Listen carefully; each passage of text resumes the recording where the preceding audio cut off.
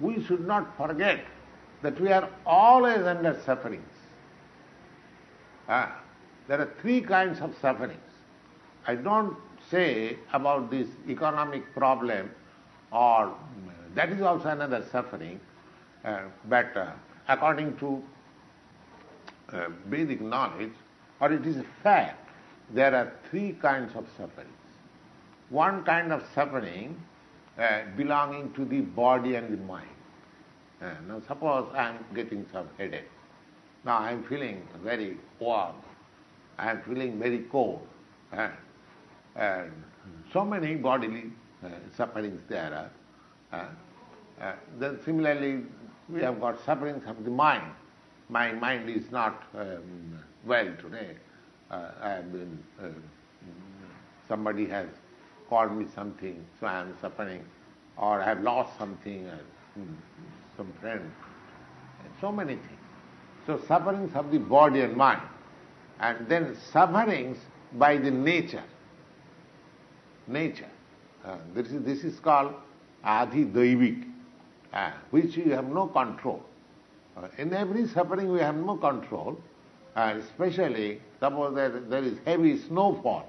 The whole New York City is flooded with snow and you are all put into inconvenience. That's a sort of suffering. But you have no control. You cannot stop snow falling. You see? There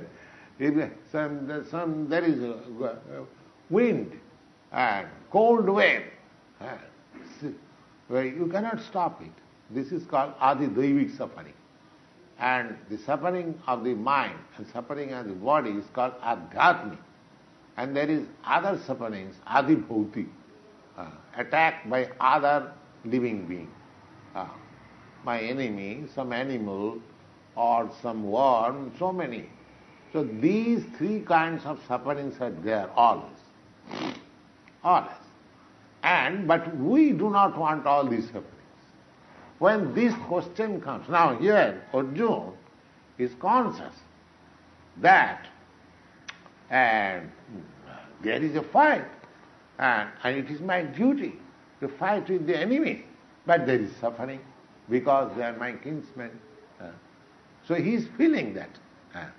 So unless a human being is conscious and awakened to the fact that we are always in suffering, but we do not want all this suffering. This question, such a person is required to approach a spiritual master. When he is conscious, you see. So long his animal life that he does not know that he is always in suffering. He does not know, he does not care, or he does not want to make a solution. Here Arjuna is suffering and he wants to make a solution, and therefore he accepts his spiritual master. So when we are conscious of our sufferings, we are awakened to the suffering situation. Suffering is there. Forgetfulness or ignorance of suffering is no meaning. Suffering is there. But when one is very serious to make a solution of his suffering, then a spiritual master is required. Just like Arjuna requires now a spiritual master. Is it clear? Yes. So, the suffering is there. It does not require any education. Simply a thinking, that a slight thinking, that I do not want all this suffering, but I am suffering.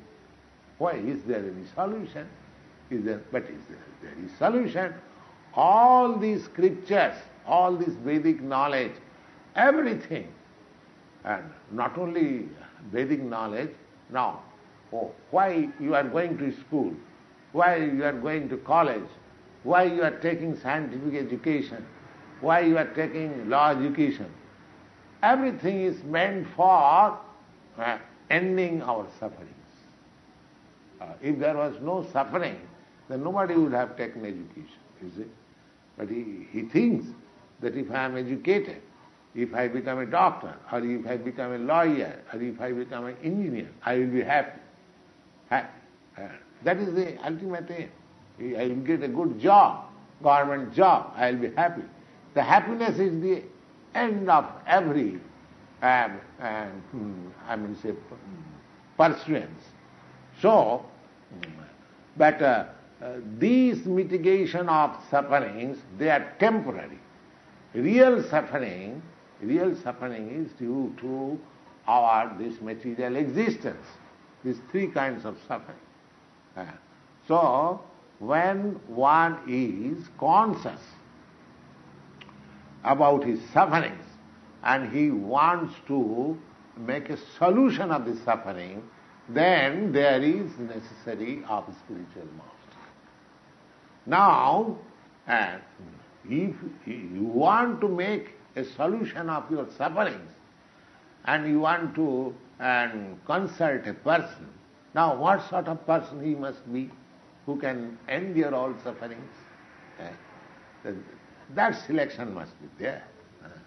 If you want to purchase a jewel and a diamond and very valuable thing, and if you go to a grocer's shop, such kind of ignorance, you must be cheated. You must be cheated. At least you must approach to a jewelry shop. Jewelry shop, you say, so much knowledge you must have. So is that question sound?